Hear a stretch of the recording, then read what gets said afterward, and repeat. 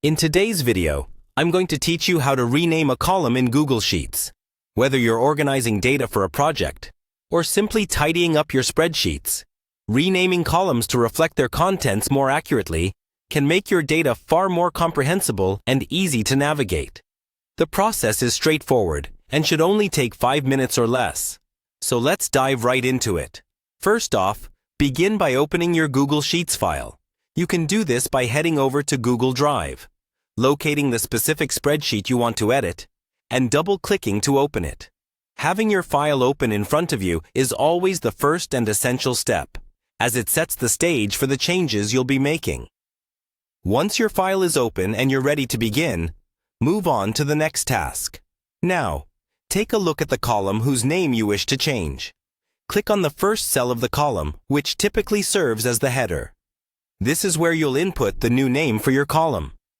By selecting the header cell, you ensure that you're in the right spot to make your renaming changes without affecting any other part of your dataset or spreadsheet. With that first cell or header selected, type in the new name directly into the cell. This can be anything that better describes the data within that column. For example, if you have sales data, you might want to rename a column from something generic like amount to something more specific like total sales in Q1. What you're doing here is making your data more intuitive by having headers that clearly define what's inside the column. After typing in the new name, don't forget to press Enter. Hitting Enter is a critical step because it confirms and saves the new name you've just typed in. It's a simple press of a button, yet it's this action that sets your change in stone, ensuring that your column header has been updated as you intended.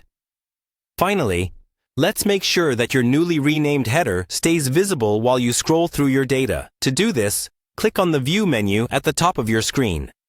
Then, navigate to Freeze and select one row. This action keeps the header row in place so you can continue to see what each column represents, no matter how far down your data you scroll.